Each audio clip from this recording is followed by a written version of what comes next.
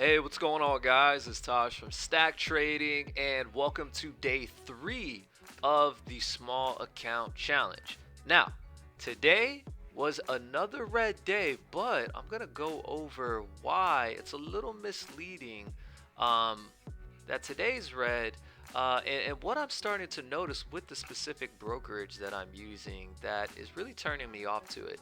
But before we kick things off, be sure to subscribe to the channel as well as give this video a thumbs up because that really helps us out a lot and helps spread the word if you like some of the content that we're providing.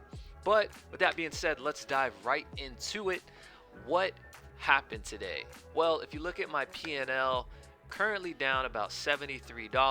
The market still has about 2 hours left until the close, so I'll still be looking for opportunities with the market. But I'll go over a few of the trades that I took, what happened, and what is really becoming a huge hurdle to overcome with this small account challenge. But let's look at overall the P&L. So the P&L right now is minus $73, right? Obviously not where we want to be. However, if you take a deeper look into things, I have $87 in commissions. So technically, I am actually up $13 on the day. However, commissions are just really taking a beating at me. So what that is really showing me is that this brokerage is heavy on commissions. I'll share another video later on describing exactly where the issue lies when it comes to commissions, but just know that I get charged on a per trade basis as well as a per share basis when it comes to this brokerage. So I'm finding that to become pretty difficult to overcome because over the past 3 days, I'm actually break even on the overall account despite the lack of follow through on a lot of these plays. However, I have nearly $400 in commissions alone. So that's really becoming an obstacle, but I still think it's something we can overcome with this account. So with that being said, let's dive right into what played out with some of these plays. So one of the first trades that I took was actually with RMED. So RMED this morning had a big gap up and then had a huge rally right out of the gates. That huge rally led to a halt, led to a second halt, and once that really started to catch my radar, I decided to give it a shot here as it broke out above this high again right around $6. However, what ended up happening is kind of the same scenario, the same theme that we've been seeing with a lot of small caps this entire week, and that's just a lack of follow through. We're having the bull flags break out, trigger, hit new highs, and fail. And you're going to see that's a reoccurring thing that's kind of happening with the small caps. And I think it has a lot to do with the overall market moving a lot, which is why on my main account I've been doing tremendous. Every single day thus far for the entire month has been green.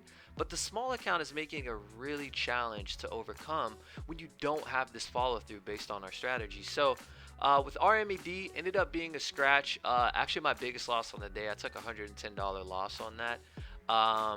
And then I went around and messed with OCGN. Again, another setup. I missed the initial move on OCGN out of the gates, primarily due because I was actually trading on my main account and missed the initial setup on OCGN. But once it broke out and we had this follow through, we had a bull flag formation here on OCGN. So I said, hey, let's give it a shot. I'll take an entry here at 1050, and as you can see, the very next candlestick, it just failed, right? Completely gave it out, and that was it. OCGN has been fading since then. I think OCGN is actually in a lot of trouble here. This is a stock that's been catching a lot of support lately. It seems like every single time it looks like this stock is going to dump, it's find some type of support, right? But today, you're getting knocked down by the daily 8 MA and the daily 20, so I think this is actually a real cause of concern for OCGN. But again, it was a lack of follow through on that. SQQ, because of the losses that I had earlier, I had to trade it a little lighter. But nonetheless, I ended up milking this for, a little $19. As it was slowly grinding up, I was playing the actual Qs short. This is an inverse of the NASDAQ, the triple Qs. I was playing the triple Qs much heavier, so to monitor the positions, I went in a little lighter on the small account, but nonetheless, ended up making some money back. And then my best trade so far for the small account has been EYES. So with EYES, this popped up on our radar here as it started to recover and trade back up to that high. This was a stock that was being heavily traded during the pre-market session, but again, in the morning, it had not much follow through. Whether you played it to the upside or the downside, you can see it just kind of traded sideways here for most of the day. But once it started to trade back up to the intraday high, you got this spike up to the upside. I got long here around 617 and then took my profits here right around the 665, I believe is where I got out. The high was 688. So I ended up milking a good majority of the move, and that ended up being a $78 profit. So that pretty much, 78 minus commission, so it was actually much larger than that. But nonetheless, that pretty much put me technically break even on the day if you don't add in commissions. But granted, commissions is a part of the game and it's something that you pay. So EYES ended up being my best trade thus far. CRIS was another one. This stock, we actually watched it here in our live trading room come out of this halt and just rip up to close to $18 here, $17.40. And here's the thing, it's still holding. I've played it here a couple of times. I decided to try it here off the 20. I got long here around 15.50, shot up near 16. I got a little greedy. I could have took profits. I threw my stops. I used the bar by bar stop method. Got out at 15.80. I then tried it again here on this little bull flag, and I got stopped out for a small loss. So overall, minus $2 on the play.